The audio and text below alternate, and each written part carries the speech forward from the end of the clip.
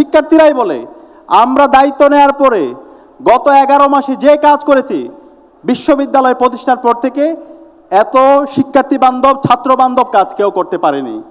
এবং আমরা দায়িত্ব নেওয়ার পরে ক্যাম্পাসের প্রতি ইঞ্চি মাটিকে আমরা নিরাপদ রাখার চেষ্টা করেছি।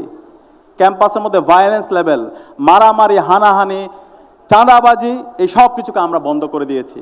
এবং তোমরা জানো এই বিশ্ববিদ্যালয়ের আমাদের যে মসজিদগুলো আছে সেগুলো কখনো সংস্কার হতে দেওয়া হয় না। আমরা দায়িত্ব নিয়ে ঢাকা বিশ্ববিদ্যালয় কেন্দ্রীয় মসজিদ থেকে শুরু করে বিভিন্ন হলের মসজিদ এবং অন্যান্য ধর্মের যে উপাসনালয়গুলো আছে সেগুলো আমরা সংস্কার করেছি।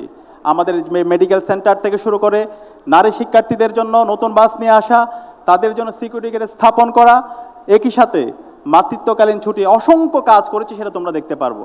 সুতরাং আমরা দেখিয়েছি কিভাবে একটা সমাজ গড়তে হয়, একটা সুন্দর ক্যাম্পাস বিনির্মাণ করতে হয়। তো ইনশাআল্লাহ আমাদের এই নেতৃত্ব যখন এই নগর পরিচালনার দায়িত্ব পাবে, ইনশাআল্লাহ এই ঢাকা দক্ষিণকে আমরা একটা চমৎকার স্মার্ট ঢাকা সিটি আমরা বিনির্মাণ করবো ইনশাআল্লাহ। এই ঢাকাতে তোমরা জানো, তোমরা যারা এখানে শিক্ষার্থীরা আছো, তোমাদের জন্য অনেকগুলো খেলার মাঠ আছে, কিন্তু এই খেলার মাঠগুলো আজকে তারা দখল করে ফেলেছে। টেম্পো স্ট্যান্ডে যারা চাঁদাবাজি করে তারা দখল করে ফেলেছে। তোমরা আর খেলাধুলা করতে পারো না, তোমরা যেন পড়াশোনা করতে পারো, তোমাদের জন্য অনেকগুলো লাইব্রেরি আছে, কিন্তু সেই লাইব্রেরিগুলোকে অকার্যকর করে রাখা হয়েছে। তোমরা যদি শারীরিক এবং মানসিকভাবে সুস্থ থাকতে পারো, তোমাদের জন্য কিছু জিমনেশিয়াম আছে সিটি কর্পোরেশনের উদ্যোগে, সেই জিমনেশিয়ামগুলো তারা বিভিন্ন জায়গায় ভাড়া দিয়ে সেগুলোকে অকার্যকর করে রাখছে।